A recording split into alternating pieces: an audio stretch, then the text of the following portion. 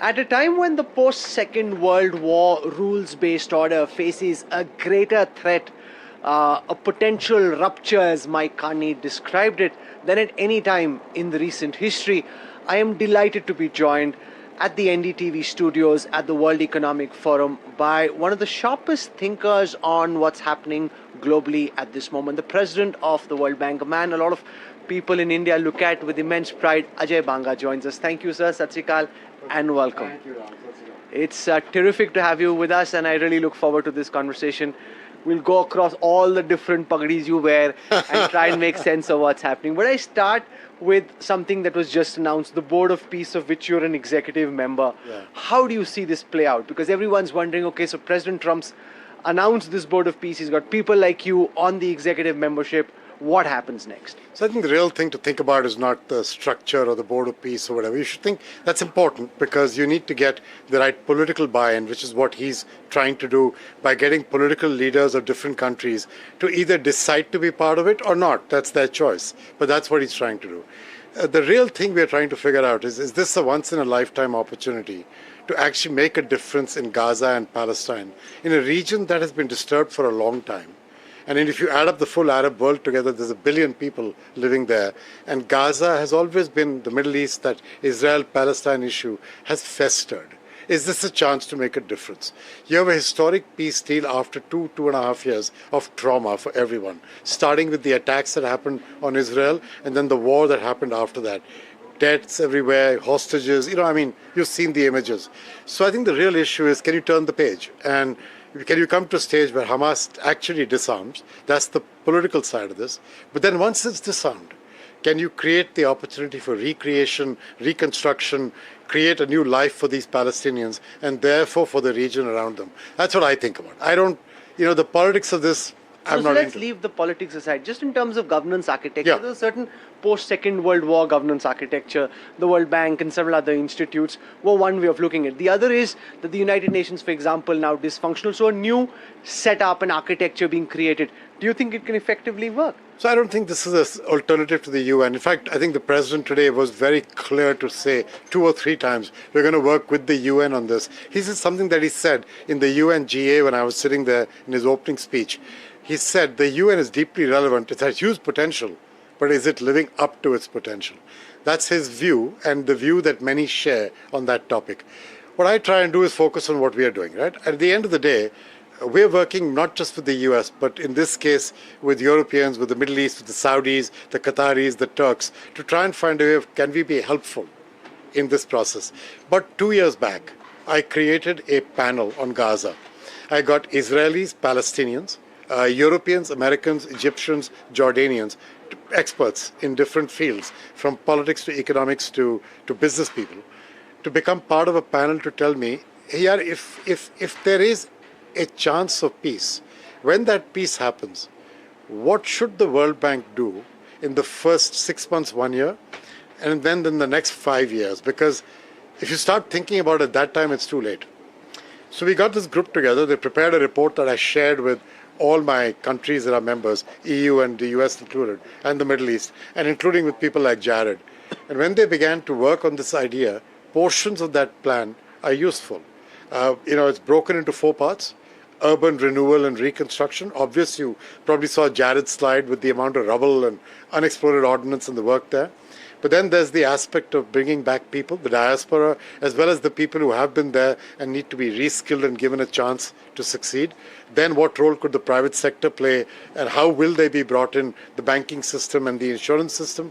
And then how do you connect Palestine and Gaza to its neighbors? And you heard the announcement of the Rafah crossing reopening. But that's symbolic. At the end of the day, the connection I'm talking about is a real trade and digital connection between Palestine and its neighbors, including Israel and Egypt and the Saudis and the Gulf. The World Bank. That's the kind of work we brought out. I think we can help with that. The World Bank exists in a certain context, Yeah. where there's a rules-based order. What are you making of everything that's happened this past week and over the last several months in terms of tariff being used as a principal economic lever to influence policy? How do you come out on that? Remember, we don't get involved with trade in that sense. Sure. We get involved with helping countries be competitive for trade. But the tools of trade, the WTO is a whole other organization. You'll get a much better thoughtful response to tariffs from Ngozi than you will from me. My view is very simple. My view is that actually if you think about trade over the last 20 years, and if you bear with me for 2 minutes, I'll give you some interesting facts, Sure, please. which most people don't think about. In the last 20 years, global trade has quadrupled. The emerging markets, which is the countries we are interested in discussing, have actually gone from 20% of that to 40%. So their share has doubled while the trade has quadrupled, meaning the emerging markets are no longer a passenger. They are an integral part of the trade ecosystem. The second is regional and bilateral deals. India has a number of them, but many countries have them. In the same 20 years, they've gone from 135 roughly to 350 roughly, almost 3 times. In the last 10 years, 10 have been signed. 100 have been signed in the last 10 years. So if you think about it, the idea of not just relying on global trade, but also doing regional and bilateral deals has become important. Third factor, the opportunity for trade within a region is not understood properly. In Africa, intra-regional trade in Africa is only 15% of their trade. In South Asia, it's under 10. You know what it is in East and Southeast Asia? 50+%. I'm not talking about Europe, which is a combination.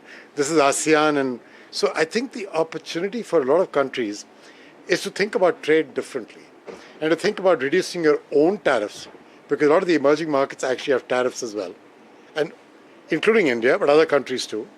And then the second part is, can you reduce your non-tariff barriers? You know, simplification of trade, digitization of trade, reducing border challenges, things of that nature. And then the third part of that is, if you do those two things well, can you also encourage competitiveness and investment in the right industries for your future? And I think India has done pretty well on a number of these, but the topic of trade I view from a different lens. I view from the fact that the emerging markets are now integral in trade, and you shouldn't allow yourself to get distracted by one discussion on tariffs here, which changes tomorrow. Think about what you can do in that environment to make your country prosper in this trade ecosystem. You've been thinking a lot about... You know what I mean? That's a different way of... Completely, very interesting way of looking at it. You've been thinking and speaking a lot about artificial intelligence and its impact including on, last night actually, on different things. And what I'm concerned about is your thoughts and the World Bank's thoughts on displacement, job losses, and trying to mitigate against that. Rahul, if you don't mind, I've got that and one more aspect. Yes. They're interconnected. Sure. So most people in Davos are discussing artificial intelligence from the perspective of large language models, generative AI, the next process of that. Nothing wrong with that. I have spent the last couple of days listening to people in that, and a number of my friends are involved. The issue with that is, what do you need to do that? You need computing power, lots of it. You need electricity, lots of it. You need data in its simplest form, kept with privacy, with national security in mind, lots of it. And then you need people who know how to manage that.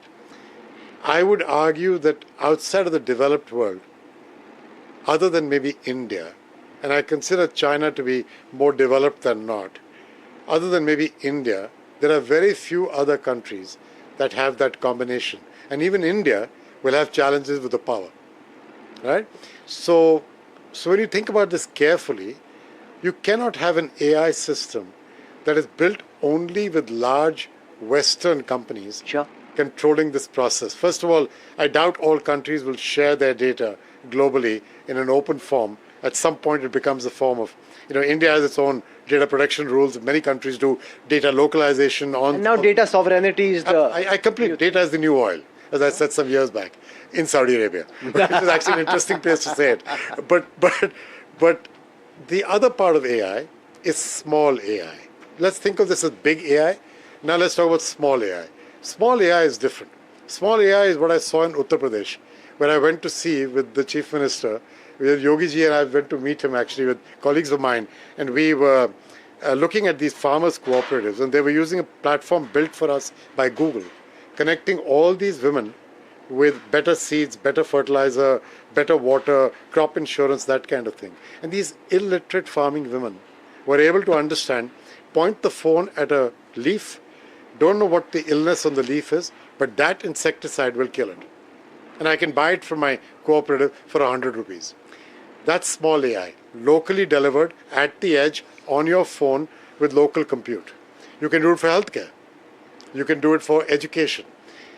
My view is that if you only discuss AI in terms of big AI, we will lose the hearts and minds of the emerging markets, for whom actually small AI is a productivity enhancer today with no negative job consequences, only positive. See what I mean? Sure. So this connects to the way you asked your question, job displacement. Big AI in the Western world, as people are quite concerned, will first impact services jobs, white-collar jobs. And that could indeed, there's no evidence till today that it has actually led to layoffs. But there is a lot of evidence that the hiring process has slowed. So you could argue that is the harbinger of a bigger challenge. Don't know. Maybe it is. But that's not the case for you. Or that's not the case for an emerging market. So I think the emerging market should view AI as a real opportunity for leapfrogging in terms of small AI. It is not an opportunity if you only think of it in terms of big AI, because I don't think you have the assets in the emerging markets, India exceptionally, that's separate. But most countries don't have the assets to play that game the way they would need to. You know, when we last spoken That's to you, what I've been talking just about. got started in your new avatar.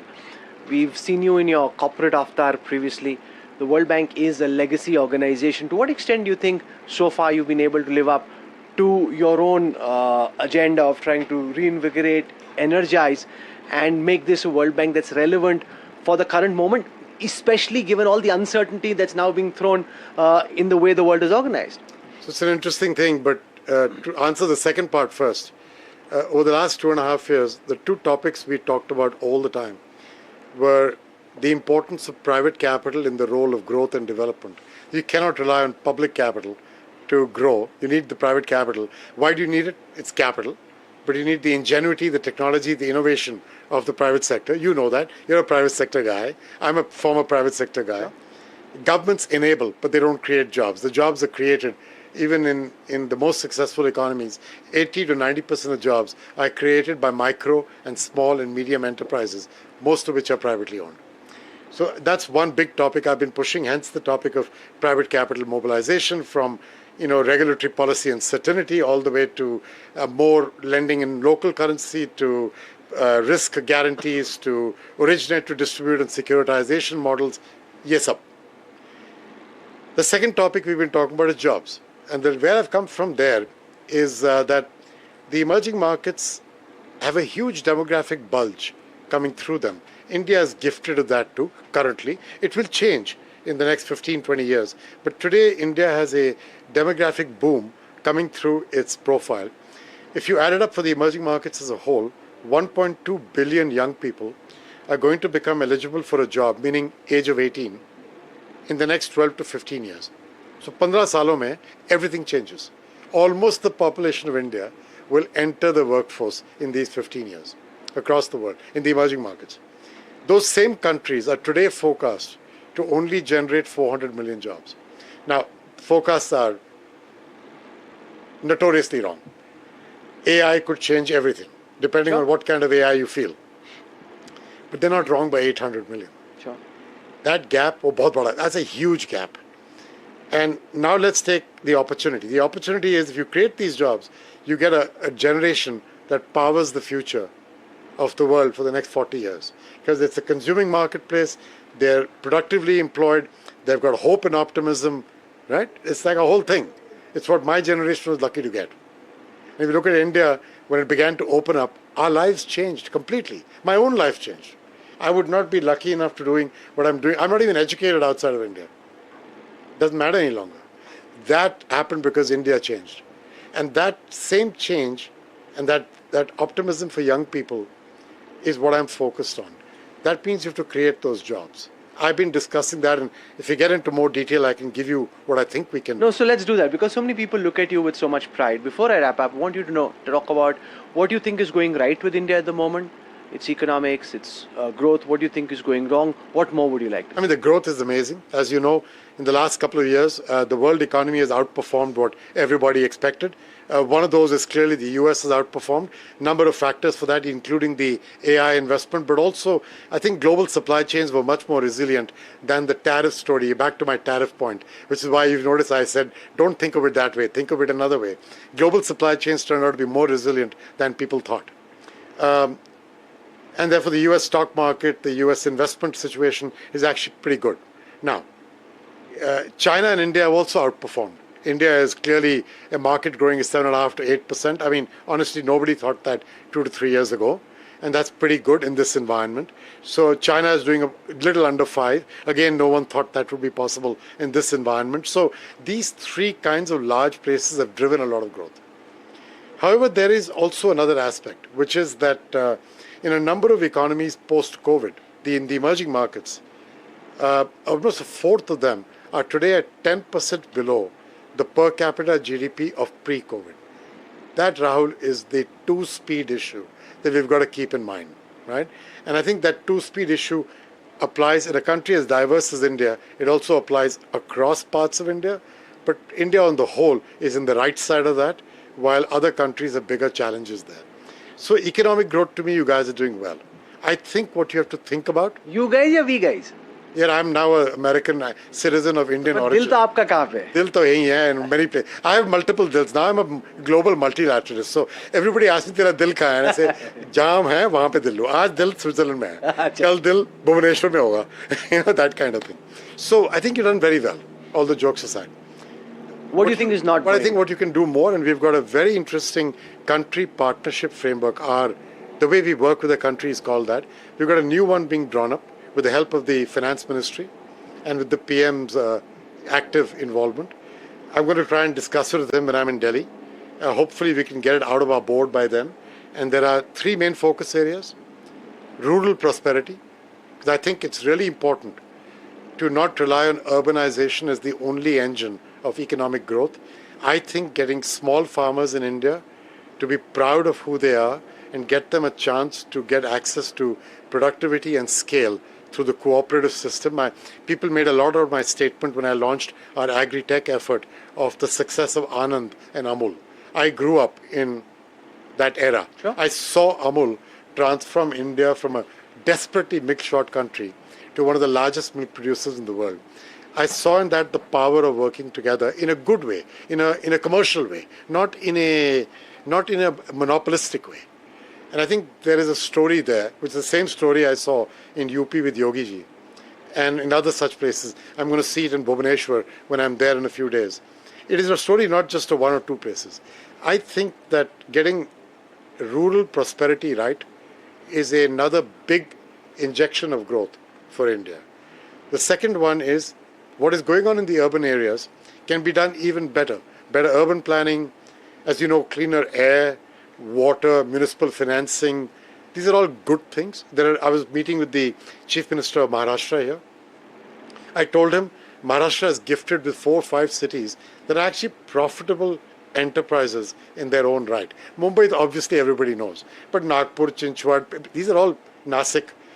So is there something that we could do, which our expertise in municipal financing, to enable these municipalities to access bond markets, reduce reliance on public money, increase reliance on private money, and drive a multiple change in the way these cities can grow for the future? Then the state can put its resources on those cities that are not as well off as these 4 or 5. So you kind of divert your attention in that form.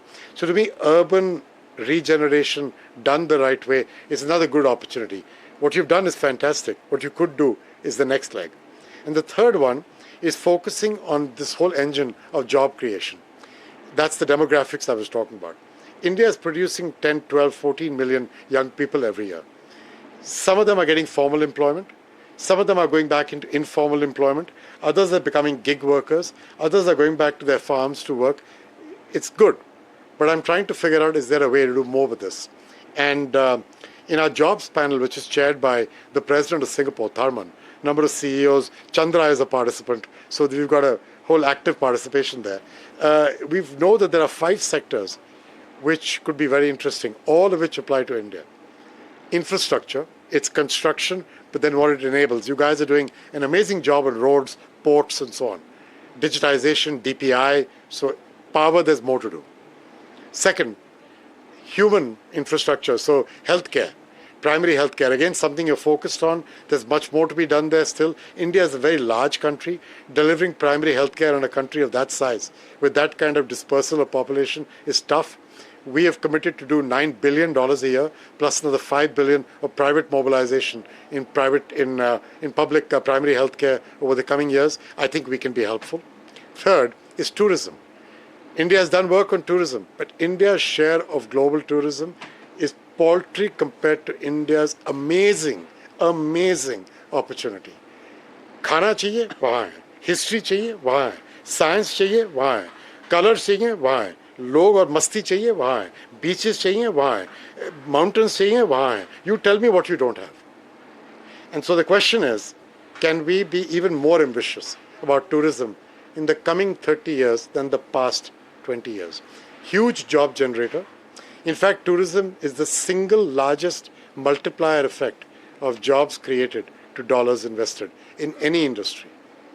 And then the fourth item is agri-tech for small farmers, back to rural prosperity. I already gave you the examples there. And the fifth is value-added manufacturing, where India has made progress on certain types of high-tech, certain types of middle-tech, low-tech. But I think, as you know, the PM's ambition is much bigger. And I think he's right. He should be more ambitious. There is a real opportunity there. I could go on. You know, it's a fascinating masterclass of sorts on how to look not just at growth numbers, but also trying to put some mission into how you're making that growth happen. But you have a very busy schedule, and I'm told that you're out of time. So I'll leave it over there. Thank you. We look forward to seeing you in India soon, and for taking out time and joining us here at the NDTV studios, Mr. Banga. Thank you. Thanks, Rahul. Thank Really you very a much. pleasure. Thank you very much. you. Thank you.